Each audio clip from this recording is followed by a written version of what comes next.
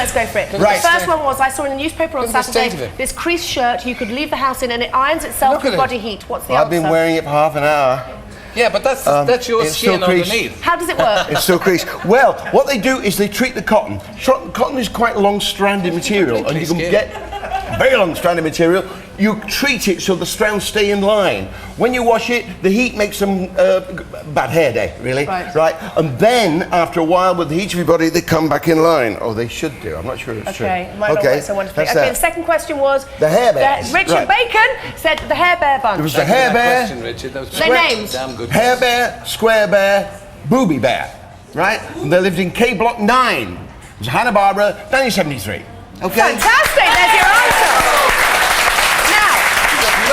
I love these doesn't know anything about over there. Now, like Waldorf and Stanley. 2020 vision. That's a pretty good show. Listen, does anybody envy me having the three of them around me? Pity me. Right, okay, Johnny. The last question was 2020 vision. Over you go. I'll explain. Go for it. He is a ball of fire. The eye is the most amazing organ. When your features are very, very small, as your brain starts to form, they're like two little buds, rather like eyes from a potato, and that is going to be your eyes. And what happens is they come out and they cross over. So your eyes are connected to the brain, but it's crossed over. Now, why is that? Well, look at the eyeball and you can see this is an eye. Right, and in here, this is the eyeball, and this is the lens. You can't do much about the eyeball, that's what you're born with, but the lens, there are muscles that squeeze that, so when the light comes in, it crosses over, and the muscles flexing this lens focus what you're looking at, right? And they focus it on the back of the eye. If the focusing happens here, then sadly, you're short-sighted. If it focuses back here, you're long-sighted and you need glasses. Now, nobody's got perfect eyesight. Why? Well, I'll show you. Everybody, put your hand out in front of you, like that. Everybody at home, with your thumb up. Close your left eye. Keep looking at your thumbnail. You've been on the champagne, haven't you? To move the thumb to the right, but keep looking straight ahead. And after it's gone about 6 inches, you should notice your thumbnail has disappeared, but you can still see your fist. Do you notice that? No. If you do that, yes, some of them do. And that is your blind spot. And that's why nobody's actually got perfect eyesight, because you've always got a blind spot. But 2020 vision is all about this. This card was produced, and at 20 feet away, you should be able to read the last but one line. So everyone in the audience, close one eye and read the letters after me. What's that? T. What's that? L. Right, close the other eye, the other end. What's that? T. What's that? H. And you've all got 2020 vision. Okay? There we are.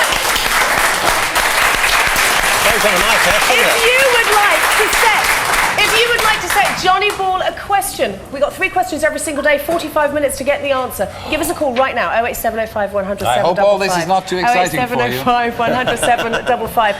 Ladies and gentlemen, Johnny Ball! Oh, God. Look at it. You are so fit. You're a great fella. Okay. Simon in Wallington wants to know, why do bottles of mineral water have a sell-by date when the water has been in the ground for thousands of years, please, Johnny? It's to protect you. Really, they could stockpile it and only sell the top stuff, never get to the bottom stuff, and you'd be buying old stuff eventually. And the thing about water, of course, is it's indestructible. It's been around for millions of years, but only 3% of the water on Earth is drinkable. And when you filter it through rocks, it improves the quality tremendously. But, yeah, if you leave it in the bottle, does it not go off? If you leave it in the bottle for ages? A little bit, but not. There might be some contamination in the air, sunlight might affect it. Yeah, but the thing is, how do you know they're not selling you tap water with a fancy label? Well, get a Geiger counter, whiz it over it, and you'll find the tap water, hardly any radioactivity. But the stuff that's been filtering through rock, quite radioactive. Still good for you, okay? Yeah. Really? Well, I always take out the old Geiger counter in the kitchen. Well, of course. Never without one. Glass of water. Helen in Torquay says, the Queen has just celebrated a golden year for 50 years on the throne, but what Helen wants to know is what jewel is to celebrate 30 years. She's convinced it's diamonds. Mike disagrees. No, it's pearl. Diamond is 60, it's pearl for 30. Now, the thing is, the quite amazing thing is, diamond being 60, they don't sell enough diamonds. So the diamond industry say, well, couldn't it be 10 or 20 or 25 or even 30? So they'll sell them at any time. So it's all a cook, really. traditional. You Mark can't give women pearls. It's unlucky, you know. Is it really? Well, according to the present Mrs. Morgan. Give them the swine. You can always give them diamonds. So I just give her the Mark money in and she Norfolk buys wants the to know, pearls. why does your voice go squeaky when you inhale helium, please? And I'm going to demonstrate that. Over you go! Go! Helium wasn't discovered till 1868, and it was discovered to be on the sun, because the sun is blazing very hot and it's hydrogen burning, but as it burns, it turns into helium. Right, they then discovered you can find helium in natural gas on Earth. Okay, now helium is a great sort of thing, it's very light. Hydrogen is very light indeed. In fact, the first airships had hydrogen in them, and of course it's very volatile, it burns easy. Terrible disasters. Today, airships use helium, which is 4 times heavier, but still heavy and light enough to lift airships. All right? Now, you know parties, there are helium balloons. You can do all kinds of tricks. You can, if you're clever, make them balance in the air. You see? Something like that. You can. Slowly you have to adjust it, but you can try that. Okay, but the question about helium balloons is, why do the helium balloons actually affect your voice? Well, divers use helium. Why is that? Well, when you dive deep down under the sea, the pressure on your lungs increases. And the air, which is only 20% oxygen and 80% nitrogen, is compressed into your blood. Now, when you come up, you release the pressure, and the nitrogen fizzes. Thanks, Tel. Thank you very much. The nitrogen fizzes out to the blood, and it takes other things with it, like carbon dioxide, and does you a lot of damage. That is the bends. Now, if you mix oxygen with helium, you get the same effect. It gets pressed into the lungs. But in actual fact, that's okay, because when it comes out, the helium comes out of the blood and doesn't take anything with it, and that's why it's safe. Okay. You can, as you know, breathe in helium.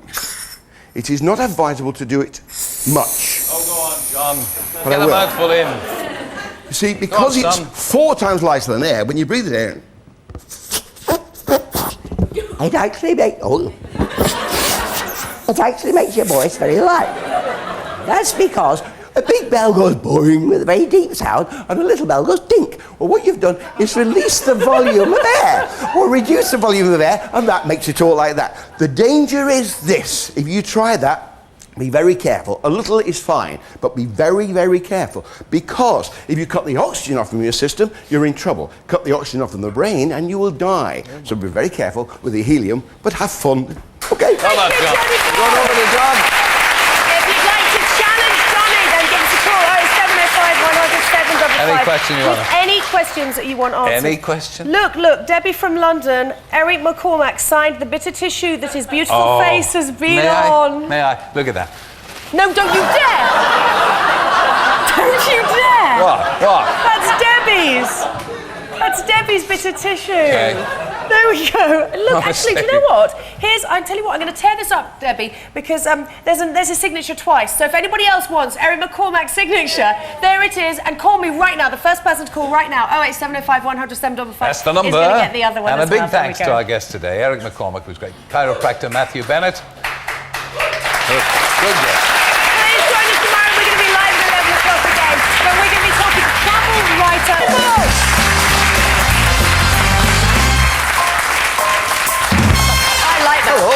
Leslie from Hull says, why is that? should be outside, you know. Always rumbles at 11 o'clock in the morning. Right. Why does your stomach rumble? Well, it rumbles whether you've got food inside or not.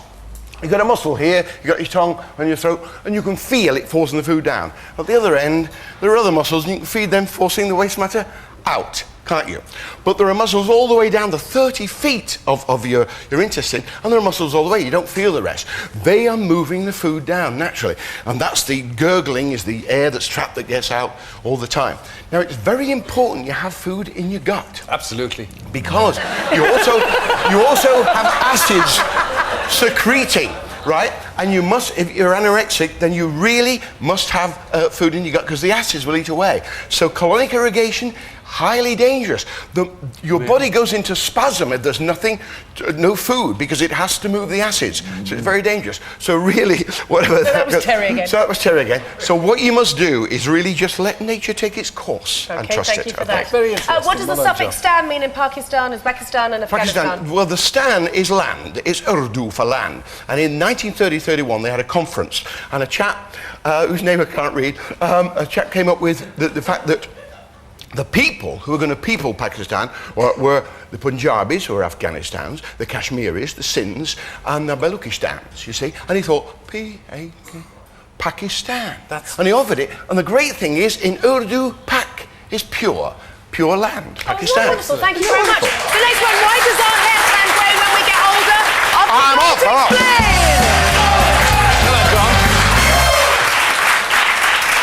Why does their hair turn grey? Well, my hair's turned grey to give the young fellas a chance. That is true, because you see, we have to show our age, otherwise the girls don't know who to go for. And we use hair, our demeanour, our personalities as part of the sex lures. So it's very important that we show our age. That's the first thing. Some people say, can you go grey with worry? Billy Connolly tells the story of when he stripped off in front of the doctor. The doctor said, why are you grey up there and dark down there? And he said, well, that's because I've got no worries down there. So there you are. The truth of the matter is, you can, with shock, turn grey. People have chemotherapy, their hair falls out, and they find when it comes back, it's a different nature to the hair before. So you can change it. But the truth of the matter, I don't wind all this up, is to point out, and I'll do my flowers at a later date, but it's to explain that greyness is a natural thing. It's absolutely natural. Grow old gracefully. Respect and enjoy the age you are in life. That's the way to look after yourself, okay? Johnny Boy!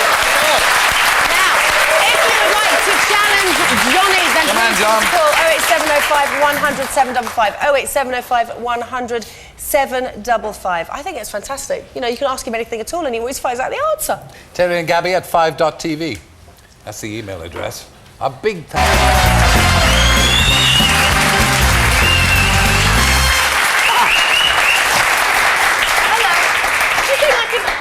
Scott, I don't know if he'd be seen dead. Nobody feels my bum. It's terrible. Oh, stand up. Stand up. Oh, please. Oh, there we wonderful. are. Now, Mike from Bristol wants to know, Capacious. Good pass. why is the man, I can see you moving in future, why is the man who invests all your money called a broker, please? Comes from the word broach or broacher, to broach the subject, to open up the subject. Really? He bought wine and opened it up and sold it. A middleman. And middlemen, whenever you want to buy anything, they make sure you get it, but they're the middlemen who make the money in linking you to your product. Brokers. Thank you. Excellent. Okay. Marcus and the rest of the Dilwyn gang emailed to ask, how do bees actually make honey? Well, they actually get the nectar, which is very sweet from the flower, and they digest it. And with the digestive juices, it starts to turn into honey. That's why they're called honeybees. They've got a honey stomach. And they regurgitate it when they get back to the hive. Now, there are 50 to 80,000 bees in a hive. And they also secrete wax from around here somewhere. And the wax, they turn into the honeycomb. And hexagonal pyramids, step back to back. And mathematicians have found, there is no better way of providing a lot of space with the minimum amount of wax. You can't improve on it. They've done it perfectly. And it's so accurate that the edge of a cell is 5.37 millimeters in every case. Fantastic. Now, to make a kilogram of honey, they need to fly 88,000 miles, which is 3.5 times round the world. There you are. That was amazing! Thank you. So what you're really saying is that honey is bee sick. It's bee, yes, absolutely. Yeah. Happy with that, Terry? And finally, Julia from Sandhurst wants to know, why does cling film stick to everything except for metal? I felt your bottom, I told you were moving I know you soon. cling to everything, but I'll go over here. You're moving! Here we go. Cling film doesn't cling to metal because it was sticking in the machinery when they made it. So they put oils in it so it doesn't stick to anything except itself. However, it is susceptible to static. And that helps it to stick to it. There's a lot of electrons flying around, so it'll stick to itself. And that's what it does, stick to itself. Now, It's brilliant stuff. You may find when you buy cling film, some packets say non-PVC. Other packets don't say anything. Why? Because it is PVC. And I want to go on to that, because about 10, 12 years ago, there was a great scare about PVCs causing all kinds of problems. When you wrap it in food, it could leach into the food. Well, it's been proved that there is a case for that, but the chances of it being dangerous are so minuscule, it is not worth bothering about. Nobody's ever been ill, let alone died at any of this with PVC or with cling film. Even when you burn it, the dioxins are not a problem. Don't worry about it. Once again, the amount of dioxins produced, minuscule, and won't harm a soul. But cling film is incredible, and so are all the other plastics, because of the way it looks after our food. Right. What you do today is you pack your food in cling film or plastics, but also you do it in an environment. For instance, fresh meat, an environment of 40% CO2, 60% oxygen. What does it do?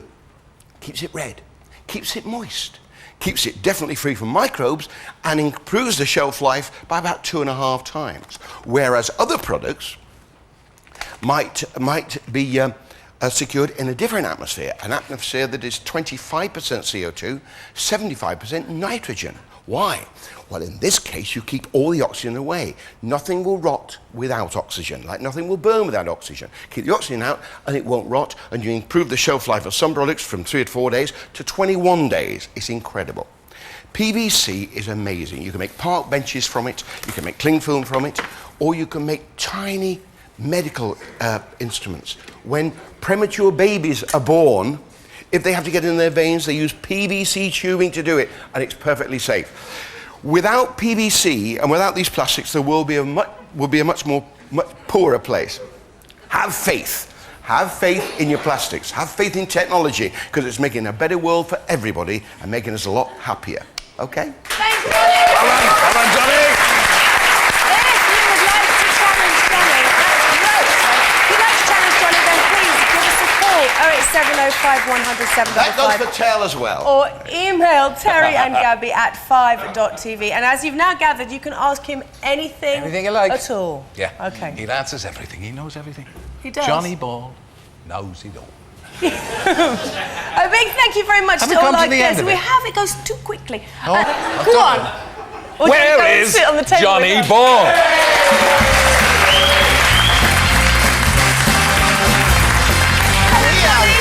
How do you do that? Where's he going? I'm scared whether he's going to Sarah or I'm whether sorry, he's he just following has a you. fascination for me. Right. Welcome back.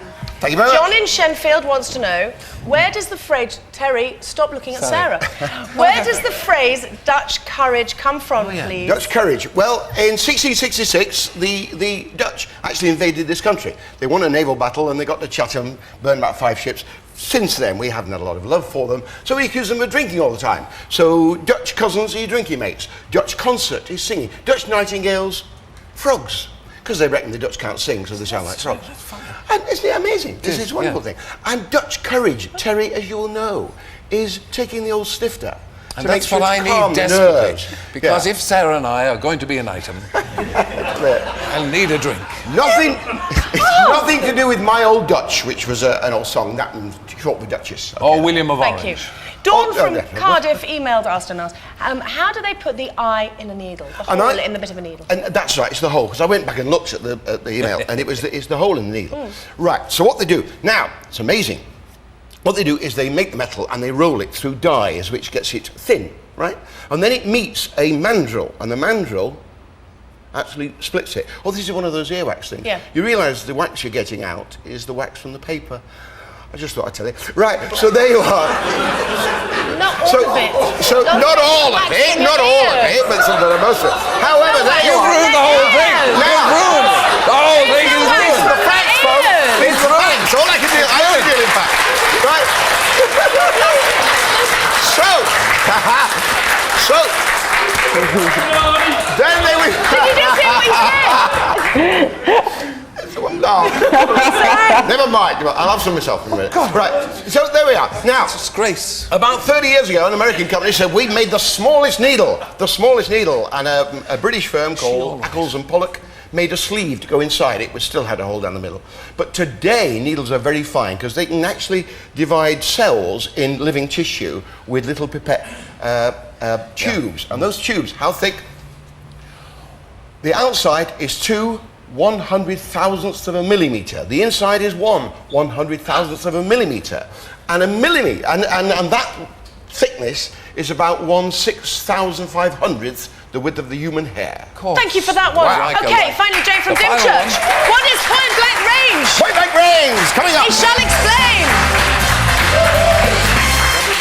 This is all about my favourite scientist, Galileo. Galileo was walking past the Leaning Tower of Pisa one morning when a slate came off the roof and fell. Missed his shoulder by that much. It hit him on the head. So he thought, I could do that. I could drop balls on people's heads or on the floor. And he found when he dropped the balls that they speeded up, but he couldn't measure it. So he went back to his workroom and he got a long, thin plank. Can you hold that? And to cut a long story short, he made these marks down the plank. Now I'm going to roll the ball down these two bellicues. And if you look at this end first, you'll see there are green marks. I'm going to tick as I let it go and tick as it passes each green mark. Tick, tick, tick, tick, tick, tick. You see? Absolutely on line. But look, the distances between the marks get bigger and bigger, which shows the ball is speeding up. He really had discovered gravity. Brilliant, he thought. So what did he do? Go out and fire a cannon. Can you back off, please? Oh, come round here. That's right. Now, I need a cannon. I need a cue. Wait, where's the butler? Where's the butler? Oh, come in, Bulstrode. Come in, Bulstrode, quickly, lad. And hold this. We haven't got a lot of time. Hold that up there. Stick it up there and keep the string taut. Keep the string taut. You keep it taut. Gabs, go and stand there. Where? He said a cannonball, when you fire a cannonball, wants to go in a straight line forever, but it doesn't, it falls. How much? If it falls there, 1 unit in that distance, in the second equal distance, it'll fall 2 times 2 or 4, 3 times 3 or 9, 16, 25. So this ball, hold that lower. If I throw it on the line, should pass the disc and land roughly by your feet, actually. Roughly, rubbish. I'll throw another one. Here we go. And you get in the curve. And that's what he discovered, how cannonballs fly. Drop that lot. So he discovered how cannonballs fly. Changed the world completely. Look, these are the trajectories for cannonballs. 60 degrees, 30 degrees. This one, the longest distance, 45 degrees. They are parabolic curves. And now he changed the world. Because now, nobody built any more castle walls. Because people knew how a cannonball would flow. And they used this device, took out the cannon, to measure the angle. And when you had no distance needed at all, you got 0. Point blank range. That's it. Fantastic, Terry Ball. Thank you very much. Over you come. Everybody all right, Heather? This was the show that you saw live wax on air. Everybody all right, You saw Heather? Sarah Parish. You saw Johnny Ball. You saw Terry Wogan flirting at long last outrageously. Tomorrow, Pat Cash. So it's my turn to flirt again. See you tomorrow at 11. Bye-bye. If you'd like to join us and be part of the Terry and Gaby. The answer's Johnny Ball.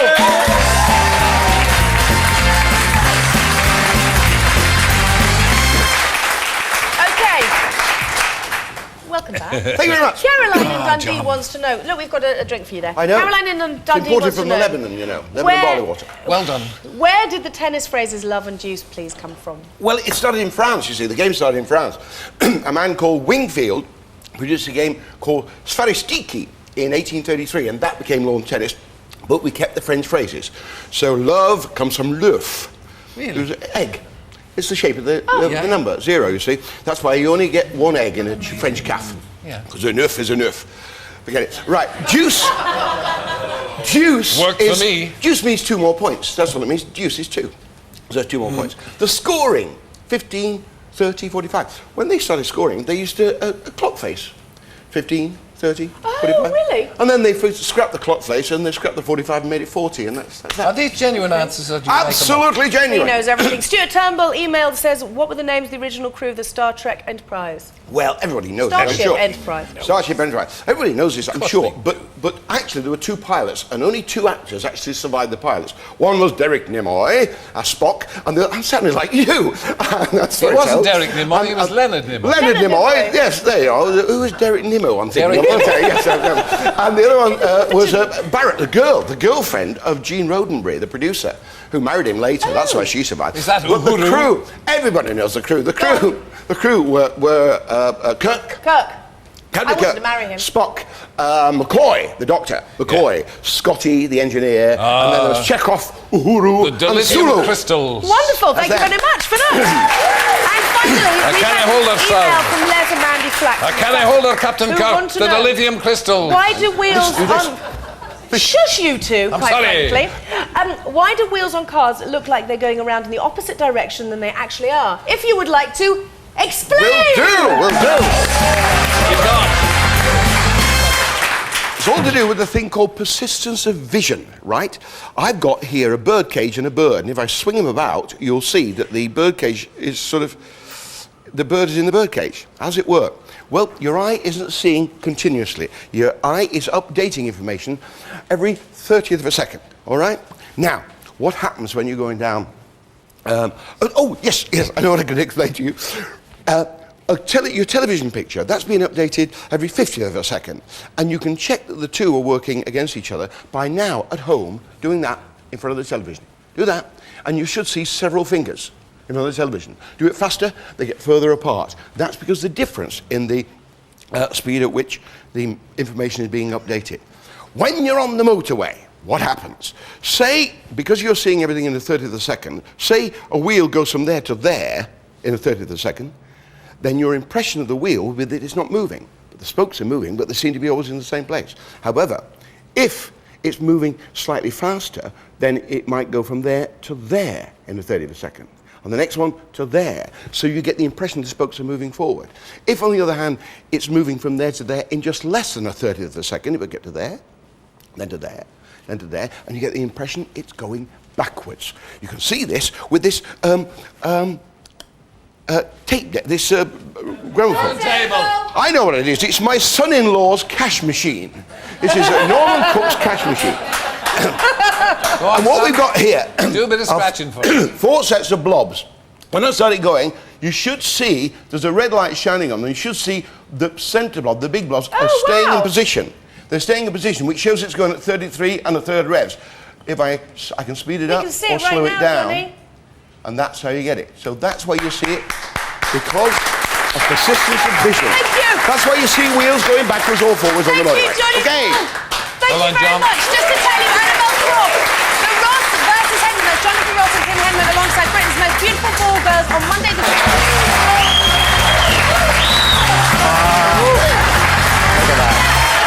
Johnny, I thought we'd get you in just before you give your answers because I've just heard that Dynamo's been out on the streets, okay, and he's been doing his magic on the streets, so we thought you'd like to see it as well, okay? I'd love to. Yeah. Let's go out to the streets. Dynamo's doing his magic. Cambridge wants to know, why is it when you're ill you can't taste anything?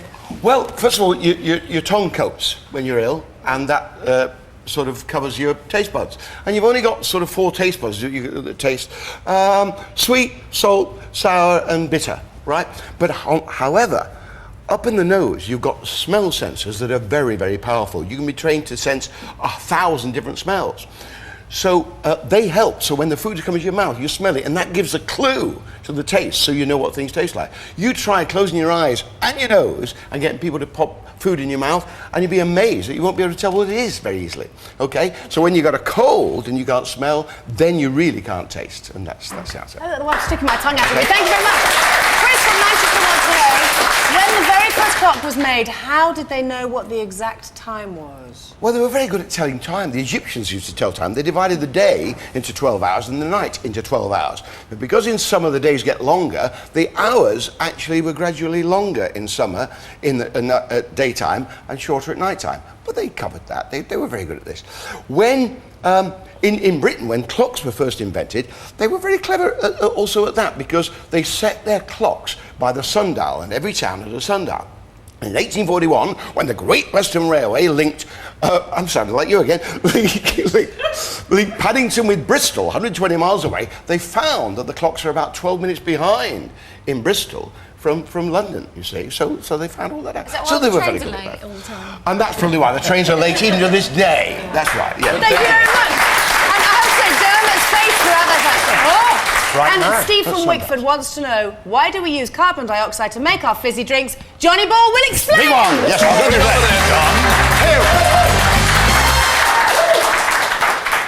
In the 18th century, a monk called Dom Perignon found that his rather inferior white wine improved if you let it ferment for the second time in the bottle, and it produced a fizzy drink that we call champagne. You like it? I'm not that keen.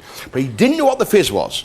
In 1767, Joseph Priestley lived next to a pub in Leeds, next to a brewery in Leeds, and they said on the top of the vats, and the vats were about a foot higher than the level of the beer, and this gas gathered. They didn't know what it was. He tested it. He put a candle in it. The candle went out. He dangled mice, rats and frogs in it, and they passed out. He left them in the gas, then took them out, and they revived, which showed that this gas wasn't poisonous. He put water pans in it and found when he took them out after a long time, the water had increased. It had absorbed the gas. Then he took 2 tumblers of water and held them under the gas, and he poured the water from one to the other about 20 times. When he took it out and tasted it, he found it was fizzy. He produced the first soda water. He was the world's first physicist. This was CO2. Thank you very much. This was CO2. CO2 is as natural to our lives as oxygen or water. Believe me, as John Dalton showed 200 years ago with his atomic theory. Our food is hydrocarbons, okay? And we breathe in oxygen. Fuel is hydrocarbons as well. And you need oxygen to burn anything. And when you burn things, what happens? They all get mixed up, right? And the result is water, H2O, and CO2. Now, why isn't there a build-up of CO2 in the atmosphere? Because plants reverse the process. They absorb the CO2 and the water. The oxygen is produced by the plants, and they become a plant material, which is hydrocarbons. So there we are. Now, why are we worried about CO2? It's preposterous. They say it's a greenhouse gas. How can it be? Remember, Priestley found it was heavier than air. It stuck on the top of the beer. So it can't be. The Victorians actually forced CO2 into their greenhouses to grow plants quicker, because plants absorb CO2. But 80% of the plants on Earth are under the seas, and the seas absorb CO2 as well. Worry about it? Never, never. CO2 adds fizz to our lives and makes life possible. Global warming, don't worry about it. Let's drink to CO2! Okay.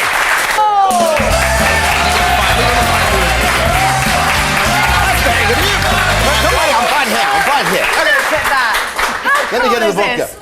Robert Palmer, Johnny Ball, and Celia Imrie. Martinis. It's excellent. Alan in Wharfdale wants to know, how far do the ends of the hands travel on Big Ben's clock in 24 hours? I used to work at a clock factory. I used to make faces.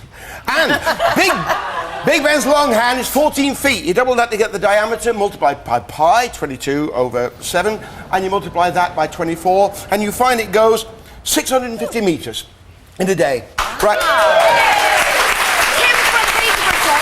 In our house, we need Johnny to settle an argument about the old children's show Magpie. When did it start and when did it end? No, 68, the year after I started. 1968 it started, and it was Susan Stranks and Mick Robertson.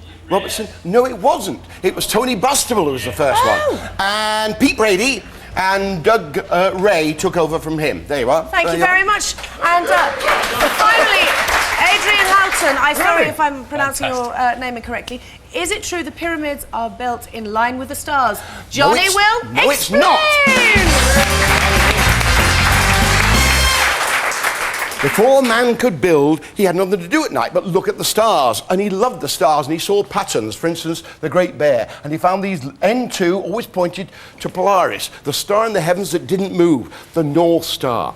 All the rest swirl around, but that one stayed in the same place, so he could find north and find his way home if he lived in the Northern Hemisphere. When they started to build, they forgot about stars until they built the Great Pyramid of Giza. Don't make him disappear. You're all right, Bolton. This is a model of the Great Pyramid. Right, it's very big, 230 meters down there, right? Very, very big indeed. As high as a 42-story block of flats. The tallest building in the world until, thank you very much. The tallest building in the world until the Eiffel Tower, right? Enough stone in one building to build a brick wall 2 meters high, 20 centimeters wide from the pyramid to the North Pole. Who built it? Mathematicians. If you take the height of the pyramid and turn it into a circle, you'll find the distance round that circle is exactly the same as the distance round the base. It's beautiful and magical. But was it aligned with the stars? I don't think so. And I'll tell you why. Here are the pyramids. There's north. If you look at Orion's belt, which is that we were told they're aligned with, you find if you look north and then south, you've got to turn right the way around to see Orion. From here, from the north, you can't see Orion past the pyramids because the land drops away. But even if you did, the kink is the wrong way in the stars. The bend is the wrong way. But in actual fact, you've got causeways here because the floodwaters of the Nile came to here. And with 2 million blocks of stone weighing 2 tons to 15 tons, you dragged them up the causeways to build these pyramids, and that's why they were so beautifully positioned.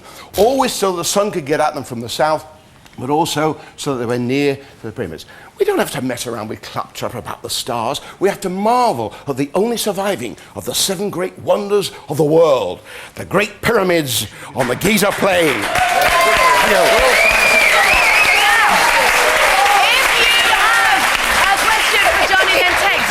Comment by your questions to 82222, or you can email us at terryandgaby@5.tv. And a big thank you to our wonderful guest, Celia Imrie, who's about to dance, and Robert Palmer. Thank you very much. Joining us tomorrow morning, we'll be joined by... Come on, John.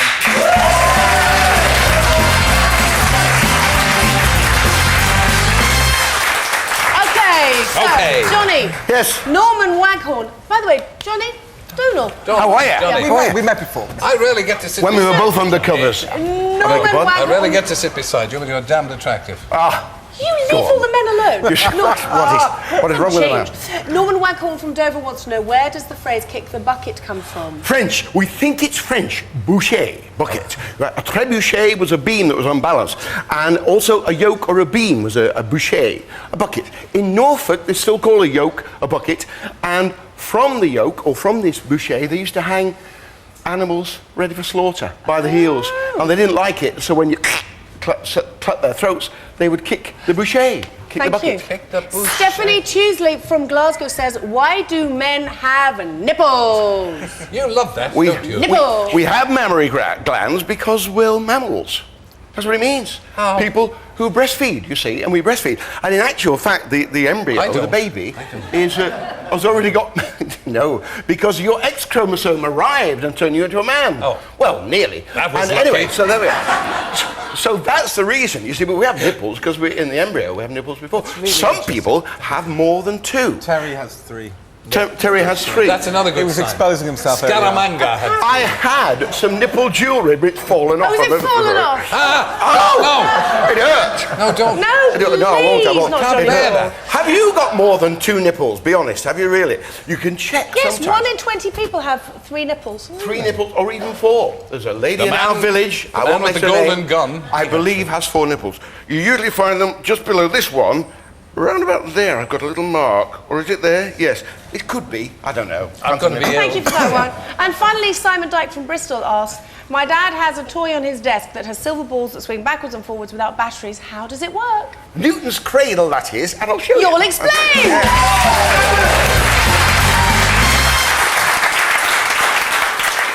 It's partly to do with gravity.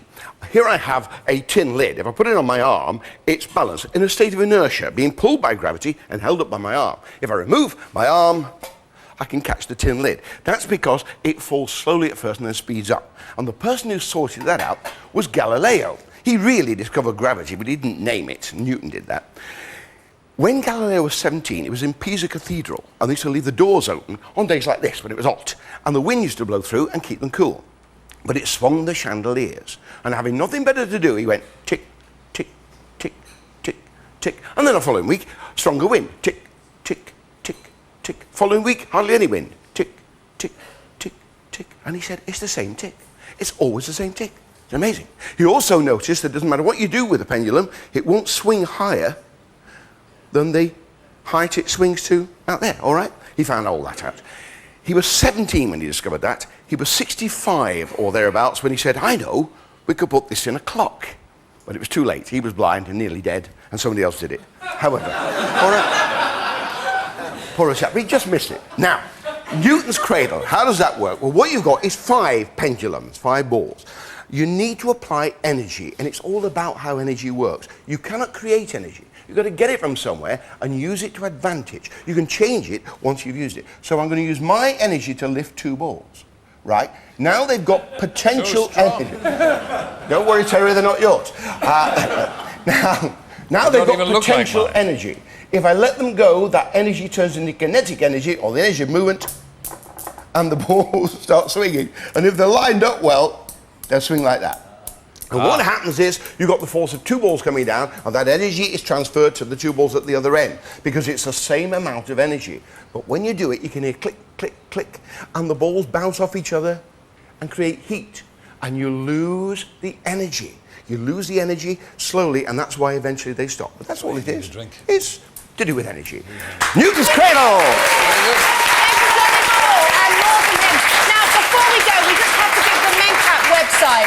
Johnny, please come join us. I will. Website, if Mencap.org. Thank you very much indeed. If you'd like to find out any more about this week. Also, look at all of these noodles. Thank you so much, Nancy. If you'd like to come and join us as well. Thank you very much. You made it. No more multitask joining us. And Wayne for mixing these cocktails. You like it? You like it? Lovely. He does. I think he likes it. Wayne, I like anything to do Please, with will you join us? Okay, join us tomorrow. Yes, we'll be we've got the wonderful... The ultimate guide to being a toff. And also... The picnics, the clothes, the etiquette. Ruthie Henschel will be here. You What can a have decent little... fella. Would you like a sip of I'll get into the Gaby's? pins, yes. Any questions? Any questions? Okay. Mind the lipstick. Paul in Widnes wants to know, that's one that Terry's had his fingers in. Where does the phrase Gordon Bennett come from? Gordon please? Bennett. Well, Cockney rhyme is something called Blimey, which came from God oblige me. You see, when the church ran things, it was sacrilegious. You didn't take the Lord's name in vain. So that's where I thought it came from.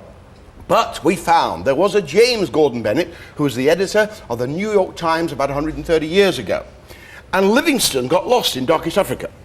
Couldn't find his way out. He put the money up and Stanley went. And when Stanley found Livingstone, he said, Gordon Bennett is here. The blight is here. I don't believe a word of it. Well, neither do I, but that's what we found. That's Okay. good. He made that up. He made that up. Babs from Cardiff wants to know, why are horse races measured in furlongs and where does the word come from, please? A furlong means a long furrow, the length of a furrow, 220 yards. You see, the mile has 1,760 yards, but people don't know it anymore. Yeah. It's very sad. Furlongs are wonderful. 8 furlongs to a mile, 10 chains to a furlong. Those are cricket pitches.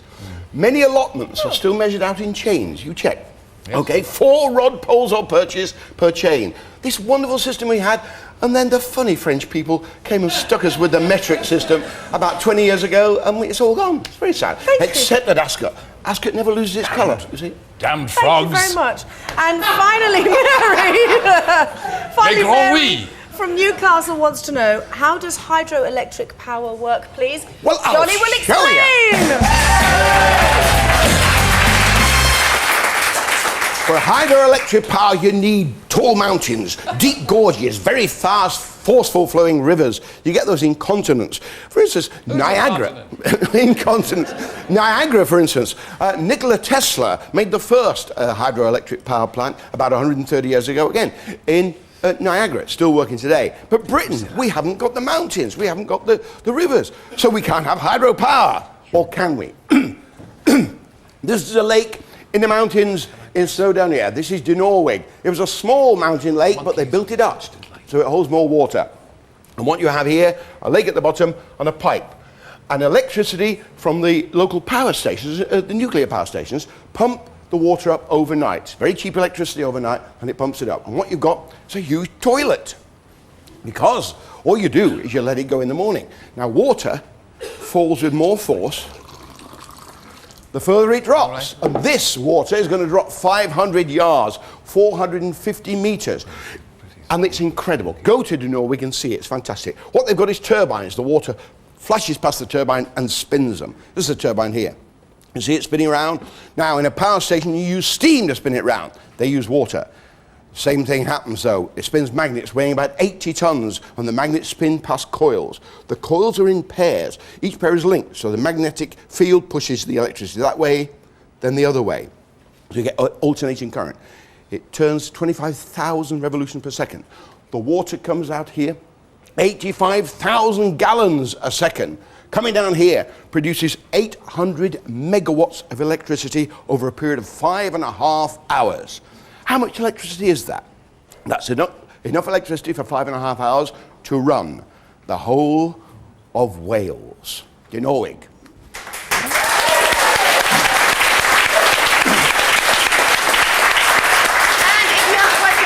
Then please text us JB followed by your question to 822. Come back, a man who is so sharp he can shave with his own fingers. Are you writing this stuff? Johnny Ball.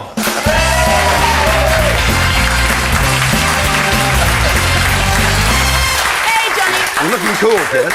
Sean, Johnny. I know, we met. Marie in Scotland wants to know, where are the four corners of the earth and where did the phrase originate? It's the cardinal points, north, south, east and west, simple as that. Even before maps, they knew of north, south, east and west. The first maps actually didn't have north at the top, they had east at the top, the Orient, because that's where the sun rose. Really? And that's why orienteering is all about finding your way around. You knew all this. Swipe Yeah. me. She knows everything. Even when the earth was round, they still think of north, south, east and west, and Columbus, of course, sailed west to find the east. There you are. Thank you very much. Johnny Ball. That was such a close, Emma from Grimsby wants to know, why do men's buttons do up one way and women's buttons do up the other way? Careful how you answer. Did you this. know? Actually, look, you both did there, your trousers. Your flies go one way, and could you both just stand up so everybody just knows what we mean? See our crotches. You don't show, but look, yours is that way and yours is that way. It's extraordinary There we with go. you, isn't it? The first thing you do is straight at the flies. And they do work. The reason is because men dress themselves. They may have had a bull strode to lay their clothes out, but they dress themselves. Women were dressed. And so it's easier for the dresser to manipulate the buttons the other way around. Are you saying women are too stupid to dress themselves? Or undress themselves, so they had it. So it's easier for the fellas. Thank you very much. So the fellas would know what they're doing and could do it quick. No need to go. Don't say any more. And finally, Julia from Stoke wants to know, why do we get pins and needles? Johnny, would you like to explain?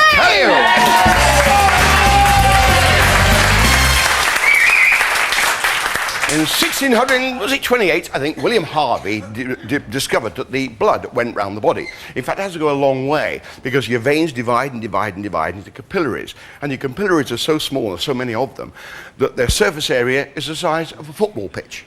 If you stretch them out in a long line, 60,000 miles, over twice around the earth. And of course, you'd say, ouch, if they did that because they'd dirt. Now, the blood has to pump blood throughout this whole system. So the heart is very powerful indeed.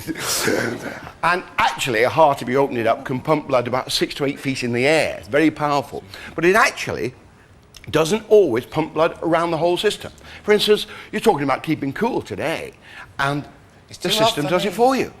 You go red when it's hot because the blood is being pushed to the extremities, so it loses heat to the air and keeps you cool. You don't need all these funny stickers on your heads, really. You see, because the body does it for you. In winter, of course, you turn blue because the blood is kept close to the centre of your body so that you retain the heat. So it's a great system. But you have to watch. The blood is also needed because you don't feel anything if there's no circulation. If the blood isn't getting oxygen around, you don't feel anything. You've got, 300 million touch sensors? Some of them are different than others. Get a pencil and put it on your forearm, on the back of your forearm, and you'll feel it wherever you touch, but occasionally that'll go on there.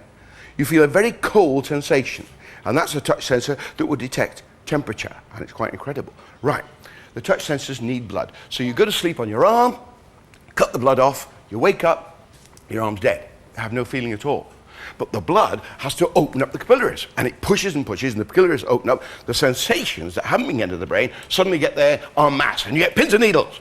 Right, so that's the thing to watch. Watch you don't get the dead arm. My dad used to wake up and say, shh, my foot's asleep. But really, it's not good for you to do it. You really mustn't. Because you see, as you get older, your reactions slow down. Pinch your skin when you're a young person, it goes straight back. In case of Terry, pinch your skin, and it goes back a week next Tuesday. All right.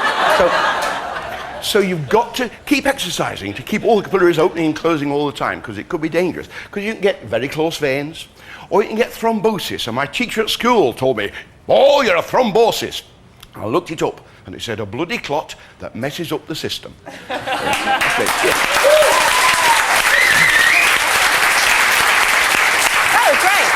you have a question for Johnny, and I have one for him a little bit later on, text JB, followed by a question, Come back, the man with a brain that's so big, it's got its own passport. Johnny Ball.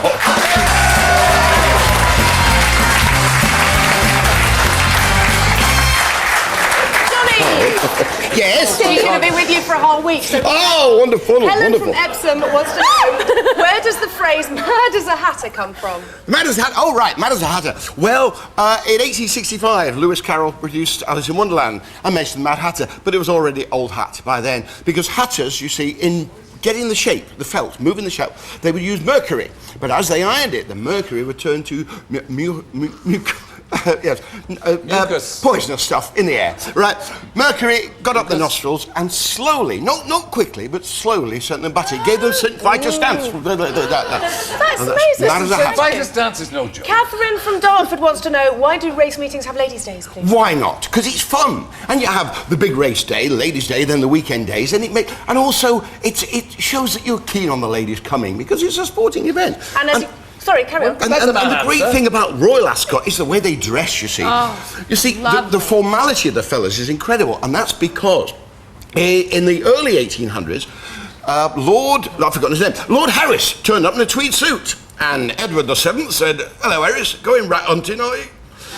And of course, the next day he was in the morning suit like everybody else, and that's a tradition. But it's the time when the ladies actually can do anything. They look fabulous. That's Gillian, as you noticed, all the questions from ladies today. They are, 'cause it's Ladies' Day. Know, how do bookmakers work out their odds? And Johnny, I'll show you. explain. Right, here we go. When you go to a race meeting, you'll find a lot of the races are handicaps, and that means that the handicapper has looked at the form of all the horses and then given them weights, so they all carry different weights, so that in essence, if he's got his sums right, they don't only start in a straight line, they will finish in a straight line. Well, that never happens. But let's examine what would happen if we took a 4-horse race and we placed a £10 bet on every horse. The bookie could give odds of 3 to 1 the field on any horse. So if A won, you get £30 back plus the 10, but he would make no profit. So what he has to do is he goes 2 to 1. That's what he goes, 2 to 1. Offers 2 to 1. So if A wins, they get 20 to 1, and he keeps 10 to himself. Okay? Now it never actually works like that because horses, some are favourites. You know, some are good looking and some keep winning all the time. All right? So you always get a different amount of money on every horse. So how does he work it out? The bookie has to make the total. Make sure he knows the total at all times, and then he works out how much is on each horse. So there's £1 on A and £10 taken. He could give 9 to 1, but he actually gives 7 to 1, so that he pays out 8 if it wins and makes £2 profit. On this one, 2, he could give 8 to 2, but he will give 6 to 2, pay 8 out and keep £2 profit. This one, he will get evens, 4 to 4, pay 8 out and keep £2 profit, and that's what he always does. So remember, when you're betting, it's always better not to bet, because not many bettors end up better off because the bookies know what they're doing. Okay?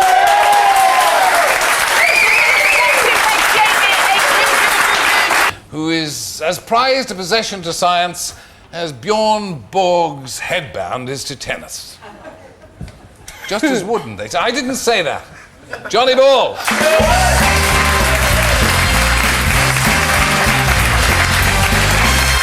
Whatever you like. Musical Beige chairs. trousers, blue shirts, I don't know. Tim from Doncaster wants to know, why Timmy does from asparagus make your Doncaster. wee-wee smell funny? Well, lilies. Part of the lily family, one of the lily family, and so is garlic and onions and leeks, so they're all the same family. And there are about half a dozen sulphurous chemicals. Mercaptan is the main one, and they tend to make it smell. But it's very unusual. Tests have shown that only 46% of Brits are affected, whereas 100% of French people smell. Twice as many people smell twice as bad in France as they do in England. That was an appalling racist answer. But true, but And true you loved it. nonetheless. And you loved it. I'm sorry. Claire from Taunton. Excuse I me, think I Monsieur must be Chirac. French. I would like to apologise on behalf of... Claire from Taunton wants to know, why does milk boil over so violently? Well, the water boils and expands 600 times, but milk also contains the fats, and the fats have got very sort of sticky and gluey and runny, and they coat the steam. So the steam takes the fat with it, you see, and what you've got is fatty bubbles with steam in the middle, and that's why it boils over very rapidly. I wish you could see his face, the way he's looking at you. It's fantastic. Angela from Hove wants to know, how does the tide work? We know it's something to do with the moon, but what exactly? You'll explain! I'll explain. Right, the Earth is misnamed in the first place because 29% only of the surface, 29%, is land. 71% is water, so she should be called water or Earth. And that is a fluid and it slops about. If you look from space over the Pacific, you'll see nothing but sea, and the sea is affected by the moon. When Isaac Newton discovered gravity, he worked out the mass by working out the pull of the moon and the Earth on each other. And he found, now this is the moon. This moon is the same width as Australia. Did you know that? So that's about the width of Australia is about the width of the moon, okay? And what it does, it pulls. So it pulls the moon. So when the moon's out there, it's pulling the seas here, but it's also pulling the seas here sideways and thinning them out. And there's a bulge here because there's no pull. Very difficult to explain that. But what you get is two bulges here, high tides, two non-bulges there, low tides. Now, the Earth goes around every 24 hours, the moon goes around every 29 days, but it seems as though the moon is going around about once every 24 hours because it flies past as the Earth turns. When the moon is there, what you get is high tide. 6 hours later, what you get is low tide. 6 hours later, high tide. The other thing is the sun also has an effect. When the moon is here and the sun is there, then you get the most mediocre tides, I've forgotten the call, neap tides, all right. But when the sun and the moon are in line, you get the pull of gravity from both of them, and that's when you get your high tides. And in the Pacific, high tides can mean, 60 feet and more. That's what it is. Thank you very much. Truly amazing. Well done, Johnny. Thank you for our guest today. That's the height of it. And Patrick Stewart tomorrow, but right now, our star guest, Kwame Goes boldly where no other man has gone before. And he looks a bit like Dr. Spock. Or is it Mr. Spock? Johnny Balls!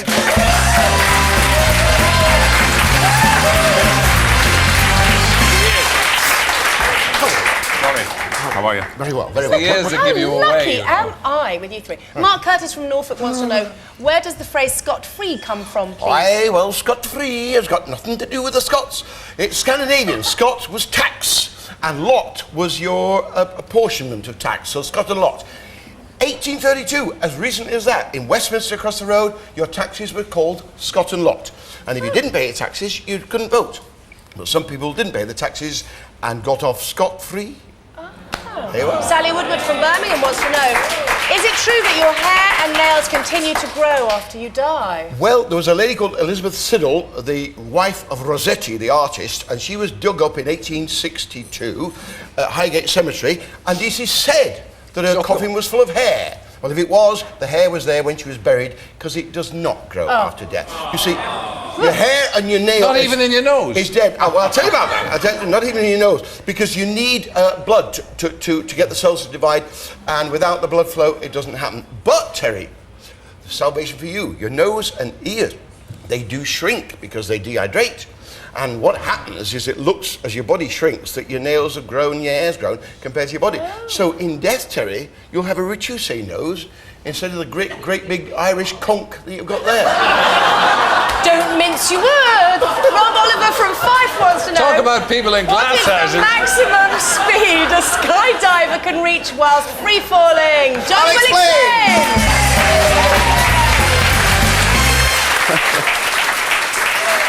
Right, is there a limit to which you can fall? Well, Galileo started this. You remember Galileo dropped balls and found they both landed at the same time. But he also noticed, you can have that, he also noticed that they speeded up, but he couldn't time them. There were no watches and the clocks only had hour hands. Today, in weather like this, people love to go to theme parks, and they love the rides, and the thrills from the rides is caused by the same thing, gravity pulling them down. One of my favourites is called Oblivion. It's one of the few rides that goes straight down. And it's different to the other rides because the car stops there. Now, when kids go on these rides, they go, wee, wee, wee. Not on Oblivion. On Oblivion, the acceleration is so great, the body says, we're going to die. And they go, ugh. Nothing goes out, nothing comes in. It's called primary fear. It is secondary fear when valves start to open. The fear is created by the acceleration. We now know we fall about 5 meters in the first second. But in the second of falling, we go 15 meters, 10 meters extra. Then 25 meters in the third, 35 in the fourth. So we've gone 80 meters in 4 seconds, only 5 in the first. And that's what happens. That's frightening enough. In free fall, out of an airplane, nowhere near as frightening. Because here you've got the track rushing past and the feeling of speed. But when you're falling through the air, you feel nothing at all. So you lay down as though on a feather bed, and you're falling, and the ground is still a long, long way away. And you get faster and faster until about the 6th second. And you're going at about 52.7 meters per second, or 180 miles an hour, or 190 kilometers an hour. And then the thickness of the air slows you down. Ever dropped a shell in a fish tank and seen it go down at a certain speed? Well, the same thing happens in the air, and you can't go much faster than that. That is terminal velocity. Okay. Okay, thank you. Thank you. Thank you, Hooter. And of course to Patrick Stewart and to Greg Wallace. Lovely. Please join us tomorrow then. We're joined by singer-songwriter Jojo. But now it's time for another lesson from our Lord of the Logic, Johnny Ball.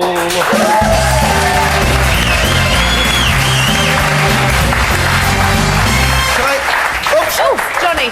Can I sit between you Karen legs? from Durham, who's getting married on Saturday, very quickly wants to know why do men carry their brides over the threshold? It's the same reason we have red carpets or use scattered petals, to protect them from evil spirits which dwelt under the ground. Lift the wife up, that'll protect her. Thank you. Dave from West Yorkshire wants to know, in the phrase happy as Larry, who is Larry? Larry! Well, it's Australian. It's Australian. Happy as Larry. There was a boxer, we think, called Larry Foley, about 120 years ago, who was one of the first ones to box in gloves. Before then, it was all fists, so they all knocked the teeth out. He was the only one who could smile. That's what we think. And Daz in Sheffield wants to know, if heat rises, then why is there snow on mountains? And I'll try and explain. Thank you! We're a bit short on time, so I'll explain very, very briefly. The sun provides all our heat and our energy, and the sun, it's the infrared of the sun that comes through the atmosphere and heats the land. It's the land it heats, and the land heats the atmosphere. So what you get is warm air rising. You get moisture rising, water vapor. You also get carbon dioxide going up. The water forms clouds, and it falls as rain, because this causes conditions where you have quite a lot of rain. So there we are. Heat rises, as our our questioner said.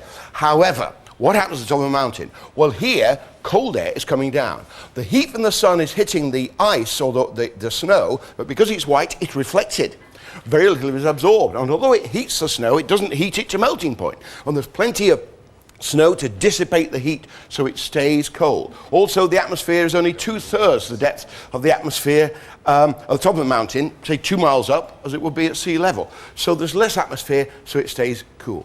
Also, the cold air is coming down, which is great. If you go skiing, as I do, you'll know that the conditions are lovely. No moisture in the air, it's dry, and it's absolutely beautiful, and the weather is great because of those conditions. You also notice that the trees stop growing at a certain height. Why is that?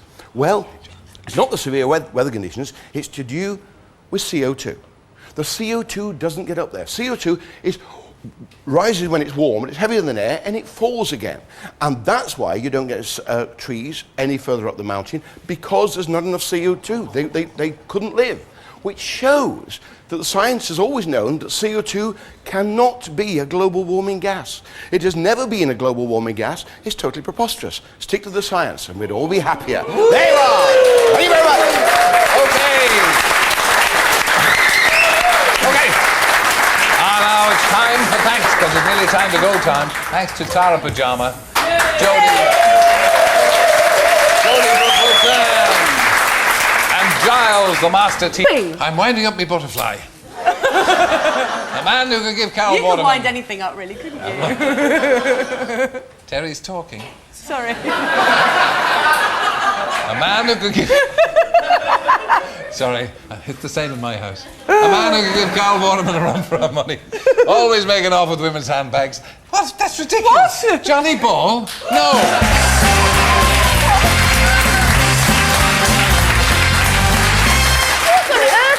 I didn't get that one about the handbags at all, but you never know. You run off with women's Go on, old handbags. John. Well, I don't know. Where's that come from? I have no idea. Who You're going to knows have to have a what goes talk on after here? the show. It's a bloody Cliff thing. from Burton-on-Trent wants to know, Why are tennis balls designed with a swirl on the Oh, yeah. outside? Well, I'll tell you. If you look at the swirl from the side, what you'll see is those two are parallel. Because in actual fact, they're made like this. If you cut down the seam, you find you have two pieces like that, right? And they're made from the cloth, okay? And you can get lots and lots of them, very little waste, because they're made from woolen cloth. And it's teased out, the fluffiness is teased out with teasels in Stroud. That's where they're made.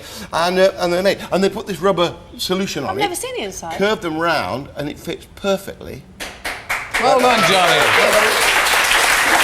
Jeff from Nottingham wants to know, in Thunderbirds, what do the letters FAB stand for? They stand for I can't wait for that movie. FA, basically. Oh, Nothing. Doesn't stand for anything. Doesn't stand for anything at all. Fab.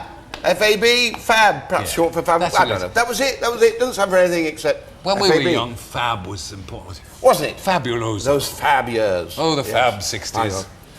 That's right. I bet You're you going to don't start remember singing that. Play Away. Now, when I used to aren't put you? myself about a bit. What? Yeah. Shush, you're both old now. Justine from Roydon. She can't say that. She can. can't say I that. just did. No, it's in my Justine contract. She from can't say that. Roydon wants to know, You're fired. how does a boomerang work, please? I'll show you. Yes.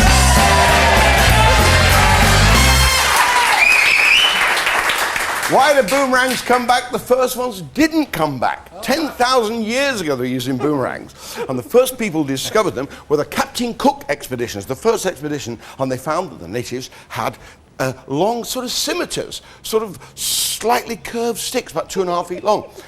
Thought they were wooden swords, didn't worry about them. But a couple of days later, one of their officers saw them throw one. And when they threw a boomerang, it went straight. Just a slight curve, but it went straight. They can throw them at about 60 miles an hour, but because they're curling, the top end is going much faster than that. And if it hits an animal, and they were very good, it really can absolutely floor the animal. The thing drops to the ground, and they have to go and get it, and the animal. How do they come back? Well, I don't know. There are modern boomerangs that come out. Last Saturday, did we not have a new rugby union boomerang? After 3 tries, there's no coming back. Right, but how do they come back? They must have made a bad one. And instead of going straight, it must have curved and come back. And then they played with the boomerangs and made them come back. How does it work? Well, it's very difficult to explain in such a short time, but I shall try. Okay, first of all, you've got a gyroscopic effect when you throw it. And it keeps going in a straight line. But it likes to do that. The gyroscopes prefer to spin like that. Then you've got a curve here and a flat surface there. The air coming over here has to hurry up, and it loses its density where you've got more dense air there, so it tends to go that way. So when you throw a boomerang, what it actually does is curves like that and goes up. Then it comes down on the air because it can't climb anymore. Just like a sled, it slides down. Comes up again on the air and then comes this way. So that's what should happen with this boomerang. It did. Nearly. Hang on, here's another one. I'll Here's do it another again, one. John. Yeah, look, see? Rubbish. You should have been here for rehearsals. Right. Look at that. Ah, They are! They can go around the circle like that, well, on a good day. Yeah. However, the audience have all got boomerangs. now you're So hold them like boomerangs! this. Are you ready? Steady, throw, way! Thank you very much, Johnny Ball. Big thank you to the people who joined us today. Please join us tomorrow Who for threw that? dancing. And Graham Norton will be here. Who Right threw now, that we're leaving you boomerang? with Leo Green and... from Sinead again tomorrow. Now it's time to meet the man who's so bright Oh, may I swap with you? he attracts moths. Johnny Ball.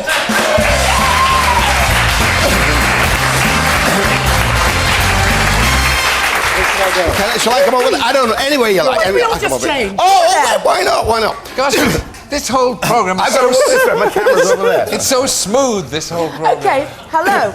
Alan from Wellington wants to know, why is it that the morning after he's been out on the sauce, his bones crack more than normal? Well, let's talk about cracking bones. When you've got a joint, 2 bones come together, and there's a synovial fluid, which it means like egg white, right? I think when you've been drinking, a little less dehydration, a little more dehydration, a little less water, so that'll get thicker. In the synovial fluid is a gas. Go on. Right. And when you start to pull, you stretch the fluid, and the gas forms bubbles, and the bubbles burst. Bonk! And that's the crack.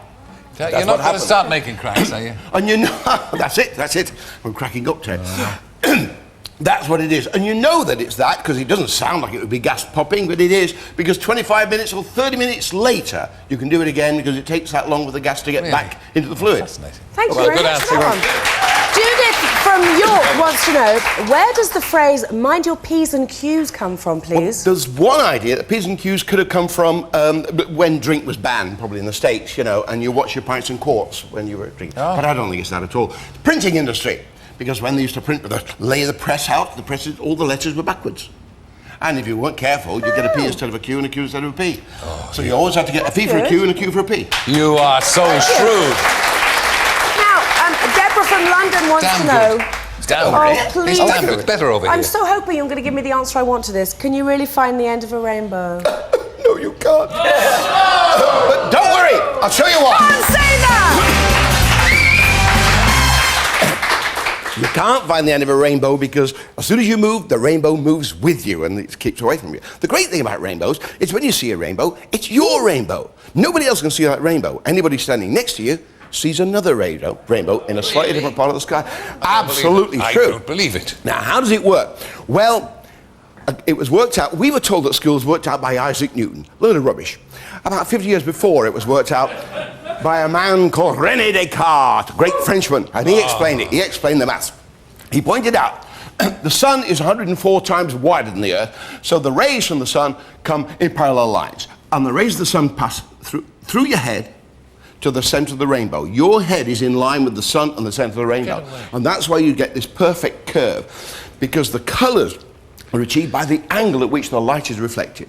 So you've got droplets of water. Remember, it's always after rain on a sunny evening you see rainbows.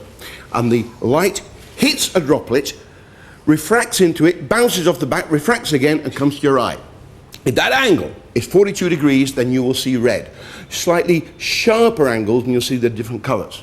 And Descartes worked that out. Incredible, isn't it? He also realized that sometimes you see a second rainbow. Have you all seen second rainbows?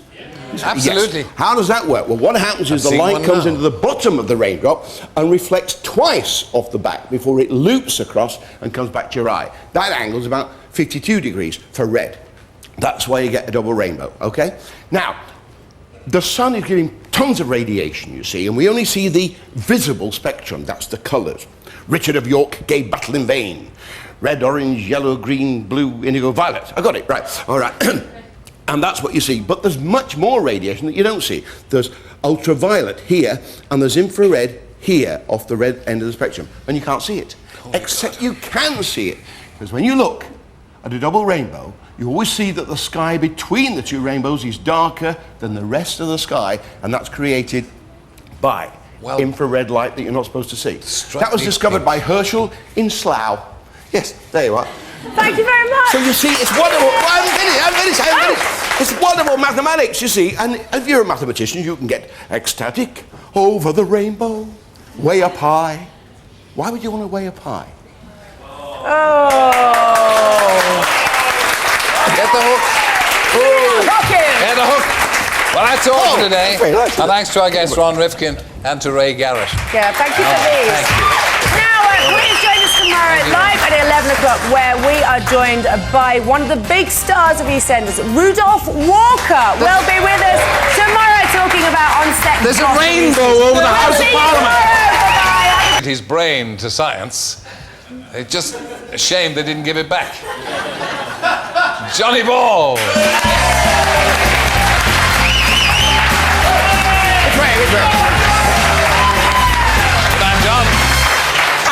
I must tell you about rum. Go on, I was in the RAF, and I remember drinking 4 quadruple rums at the end of the night, and I was so ill. I was ill for 2 days, and I was allergic to rum for 20 years. Yeah. No, you're allergic to rum. Then that's rum. Go on, good man. But I'm back on it now. Yeah. And actually, wait, I'll tell you what. And you're not even in the Navy. No, Get off. This is Get the off. most expensive It's my rum. drink. This is the most Get off expensive it. rum on the planet. Yeah, so let what? him. You Let spill him. it, you'll spill it. Terry. It's mine. Share. No. Share. No. Share and share alike. Don't start all that stuff with me. Share. Terry. Whose show is it? Terry. Sherry. Sherry. Sherry. You have Sherry. a whole Come on. bottle Here we there. go. Oh, thank you very Exactly. much. Go on. I hate it when you're all like this. Well, Right, Christmas cake. You can't quite talk, can you? Okay, Carol from Camberley wants to know, where does the expression "Bob's your uncle" come from? Right, Lord Salisbury, Robert Cecil, Prime Minister around 1880, somewhere around that time, and he gave jobs to all the boys, all his relations, didn't he? Including a chap called Balfour. He made him the Irish Secretary. Balfour later became Prime Minister himself. But how did he get the job? Robert Cecil, or Bob, was his uncle. That was it. Bob's your uncle. I think he needs water.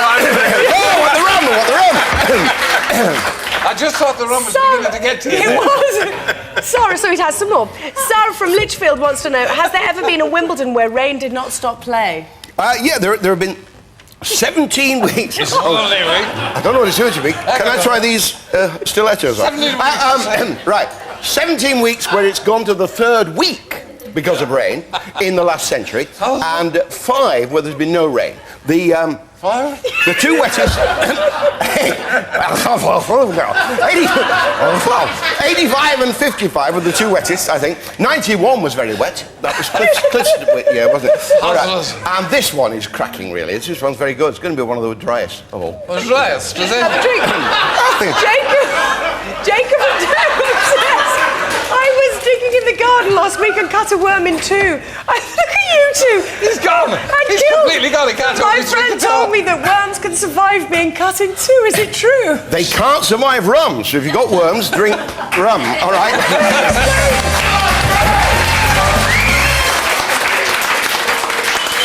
Worms are quite amazing things. I'm trying to pick them up. They don't want to be picked up. Worms are quite amazing. Full of vitamin D, you know. Lovely. But will they survive if I cut it in half? Yes, they will. Well, let me tell you about one. There are 20,000 species of worms, and some are quite incredible. The exotic glowworm, and the female's rear end glows. It's like wearing luminous knickers. Try it, girls. You know. All right. Damn good idea. There are exotic ones. The giant ones, and one in Australia grows to 12 foot long, and it's very like our earthworm. Our earthworms go to about 6 foot. The 6 inches. 6 inches. Whoa, more rum! So, where are we? Right, there's one, there's a green maritime worm, and that's quite incredible because it's poisonous, and it gives birth to only females. But if any one of the large females touches the mother's back, they shrivel and become insignificant males. So there you are. The planary worm, I think that's it. Anyway, grows at the sea, lives at the seashore, or in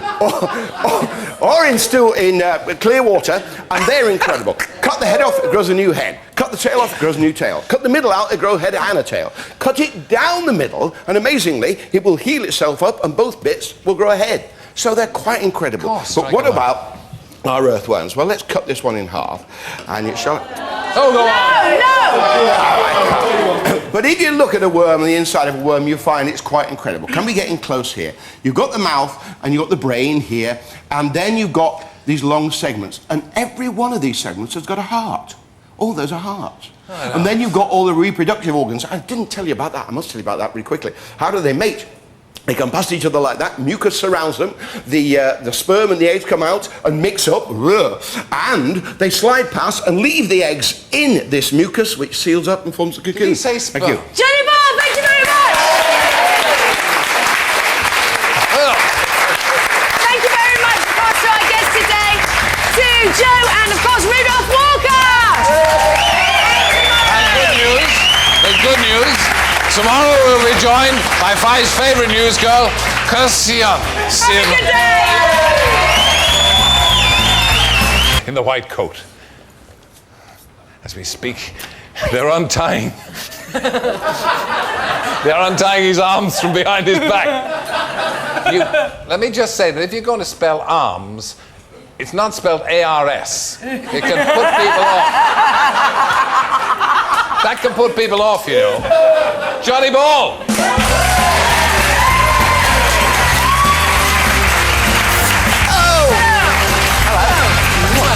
Johnny, Tim from Boston says, I love tapas, but what does the word tapas mean? Tapas, I will tell you. Tapas, right, it means top, lid, That's what it was. The farmers just come in from the fields and they go to the pub, and the pub landlord knew they were coming, so he'd have the beer out, and the bread did he make for them, and he put the bread on top of the beer to stop the flies getting in. That was the bread. And then they thought, well, we can sprinkle on some cheese, some tomatoes, some sardine, olives, anything you like. And that's how tapas started. Thank you very much. Well done. Helen from... I have a moment. Your intro earlier, the prettiest face to sit on the edge of a desk. Yeah. It wasn't your face that sat on the edge of the desk, it was your bum. He doesn't know the difference, that's the problem Helen here. from Loughborough wants to know, why does a red rag anger a bull, please? It's nothing to do really with the colour. Well, it is. I'll explain. Matadors, toreadors, picadors, you know. Whenever I go to a bullfight, I'm out the back door. Right, now, that is terrible. But what happens? The bull is already fatally injured when the matador comes to face it. And he has this wonderful cape, but its lining is scarlet red because there's blood all over the place. Because the bull is already very badly injured and there's blood everywhere. And as the bull, mesmerised, comes under his cape, he brings the cape over it and gets blood on the cape, so it doesn't show. No. It's a Veronica. I don't approve. Mattia. Don't like. The pass is called the Veronica. Oh, is it really? But when you say the bull is already injured, before it goes into the ring? Before it goes in the ring, it's injured, yes. Is it? And then the picadors pick know at that. it until it's really injured. I didn't And know when that. he can tell that it's groggy, that's when the That was match will horrible. start. Tremendous Thank you. fun. Jamie from Newcastle under Lyme wants to know, how do you bend Love it it. like Beckham? I'll Yoni show ya. Tonight! Really, that's what the medical was about. They had to bend every bit of him to see that it bent in the right way. But really, it's all about bending his balls. What am I talking about? The ball that he kicks, of course. And I've got to explain the physics of that. You see, we're living in an atmosphere of air, and the air's a fluid just like water, and that affects the ball. If you hit the ball give it top spin like that, what happens is this. The air's coming to meet it, and the surface is coming this way. It forms a front which pushes the ball that way. On the other hand, here, the surface is coming this way, the air's coming this way, there's less pressure, the ball goes that way. So if it's spinning that way, it sort of rolls on the air. So Beckham's got choices, you see. He can kick it around that way, or over the top. So 6 choices, and the goalkeeper's never sure which. But you can actually see that in all sports, they use balls and spin to bend them in the air. And with these, I'm chopping them one way, and they're bending that way. But now if I bend them the other way, can you see them? They're bending the other way. Okay. If I put bottom spin on, they'll hang in the air. But sometimes you hardly need to put any spin, and it still bends. And when you see Beckham the next time score a goal, which he's bound to score one in the first 4 months, what if he doesn't? But if he does, sometimes the spin is very slight, but the ball still goes around on the air and bends. Okay. Hey, baby Beckham. Our Spanish Day! Baby Beckham here. Our thanks to Kirsty Young. Yes! Johnny. Baby Beckham. Touch of magic to the show. Join us Bring in tomorrow. Paul Zennon, I Paul thought. Zennon will be a here good tomorrow. choice. Have a good day! Yes. Bye! Hey, viva España! Etched his name in the Science Hall of Fame on the back door of the gentlemen's toilets. Johnny Ball.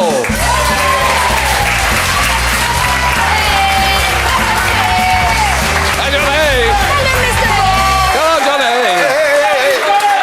Margaret from Scotland says, Hello, Johnny. yawning contagious, as Sinead just did there? Yawning is contagious, and it's nothing to do with oxygen. It's nothing to do with getting oxygen into the blood. Babies, before they are born, actually in the womb, yawn.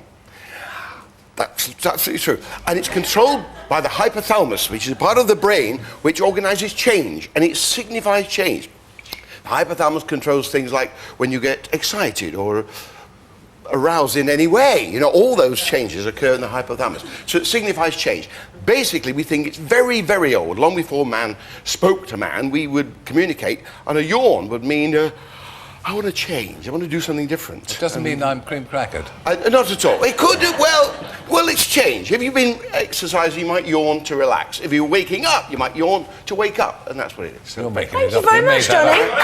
You made that Graham from Winchester wants to know, who was Riley and what kind of life did he have? Well, we think this is American, because the potato famine happened in the mid-1800s, and a lot of Americans, a lot of Irish went to America, and it took a long time to get established, so they were quite poor. And in 1890, there was a comic called Pat Rooney, not to be confused with Pat Mooney, it's a mate of mine who's still doing it today. And he... Or Mickey Rooney. He wrote a song, a very little chap. Yeah. He wrote a song about an innkeeper called Riley who dreamed of, said, if I really hit rich, New York will swim with wine, the White House and the Capitol will be mine. Total dreaming, you know, Irish people doing that, getting into the White House. Well, the Kennedys did it, didn't they? So it actually happened eventually. But it was dreaming, and that was what it was, the life of Riley. Thank you very much. That's really interesting. And Steve from Southport wants to know, I'm learning so much from you. I know, Steve from Southport wants to know, why don't they drag an iceberg from the Arctic to Africa to solve their drought problems? Well, they certainly could. Go on. He'll explain. In fact, an iceberg has been dragged to Lima in Peru, which is about there, only about 12 degrees south of the equator. Okay, and if you took an iceberg, about 7 miles long, half a mile wide, and you dragged it at about 20 or 30 miles a day, you could conceivably get to Africa. And in that time, perhaps half of it would have melted, but you still have around, it's a rough estimate, about 12 billion cubic meters of fresh water, so you could do it. But the poor countries couldn't afford it, because technologically it would take a lot of time and a lot of effort. And the rich countries in the Middle East don't want it, because the technology for taking salt out of seawater and turning it into pure water, or reasonably drinking water, it gets better all the time. So it ain't going to happen. But icebergs are incredible things. They really are. 3/4 of the fresh water on Earth is tied up in the ice caps. And we're lucky that it floats. An iceberg, 16,000 icebergs a year from the Arctic alone. 16,000. Only 1/11 is above the water, so they're a danger to shipping perhaps. If ice had sank, the world would be a different place, because the oceans would have frozen from the bottom up. Are we in danger from the ice caps melting? Frankly, we're not. There's a fluctuation from time to time, and you get more icebergs or less icebergs. But over the time, it evens out. But the thing about the northern ice caps disappeared. But if it did disappear, it's floating. It's floating up there. And if it did sink, or if it did melt completely, it wouldn't alter the level of the oceans one iota. Because you'll notice, if you've got ice in your drink, just leave it there, mark the edge, and come back when the ice has melted, and you'll find the level hasn't changed at all. Okay? Reassuring. You know what? When Johnny Ball is on, it's the only time everybody is quiet. That was fascinating. Okay. Thank you very much. I wish you were on all the time, because it is the only time everybody's quiet. That's all for today. Thanks to our guest, Paul Zennon. Adrian Leslie.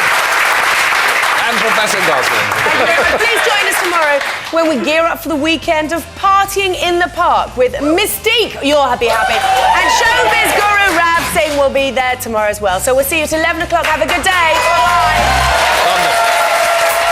Reduce the audience to tears, as we've been promising, as if they haven't been He's in going to sit floods next to you. already. Watch out. Now, believe me, if anybody can reduce an audience to tears, it's this man. Johnny Ball!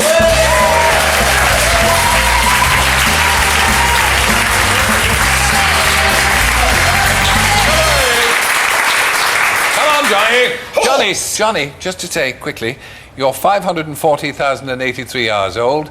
This is just 1,730 hours older than me, which, based on 650,000 average hours in a lifetime, gives you a lifetime expectancy of only 79,000 hours left. That'll do, I'll take that. Pack it in. But I'm older than you, Terry. Pack as much of life as you can into the small time remaining for So you. says Feel Good Frank.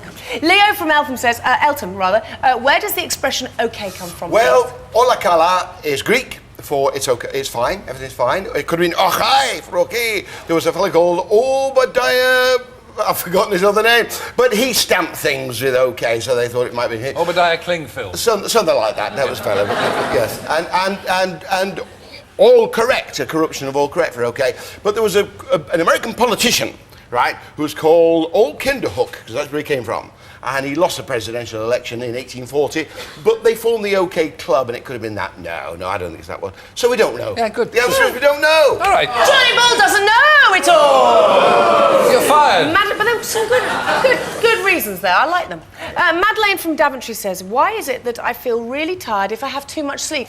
Same with me, Madeleine. I think it's weird. Sleep is very important, and there's two stages of sleep. About 80% is when you're actually resting, completely relaxed. But 20% is REM, rapid eye movement sleep, when your eyes are moving about. And the hypothalamus, we keep coming back to the control center of the brain, actually flexes all your organs and muscles, so all kinds of things can happen while you're asleep. And it's just helping them to open up and relax. But that's when you dream. Now, if you've got bad dreams, or if you're apprehensive of that, or you dream too much, either as you're going to sleep or waking up, because it's the first and last hours, too much of that can really upset you and get you agitated, and you're not getting the right kind of sleep. Now, don't take pills or drugs. Just relax. Go to sleep. And remember, I'm going to enjoy my sleep. And go to sleep with a smile on your face and enjoy it. But the drugs help as well. Oh! Wow! The lights are going out all over Europe. Ladies and gentlemen, we hope Don't panic.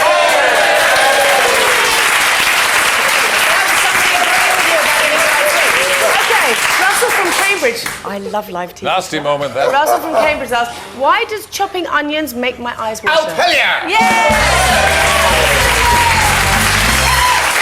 When I was 19, I was in the RAF, and we used to, every Saturday night, about 1 o'clock in the morning, 5 of us, we used to make a sandwich that big, right, and get an onion, and we used to get the sandwich, and the onion like an apple, and it's marvellous. I don't spit it out because I can't talk to you, can I? But it's wonderful, and it's fruity, and it's salad, Raymond Blanc with a brew, except it makes you smell. All right, you can't believe it, I can't believe that. Now, what happens when you cut an onion? Well, there's sulfurs in there, and the sulfurs are compressed by the knife and then release, and the gas comes out, just as the gas comes out with an orange.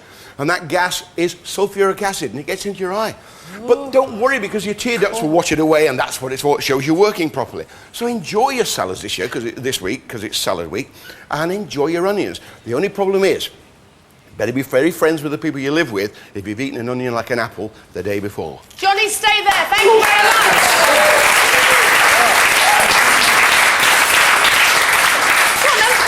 That's it more or less for today, but we're not finished yet. Our thanks to our guest Raymond Blanc. We wish Salad Week all the best. Javine Hilton has been on.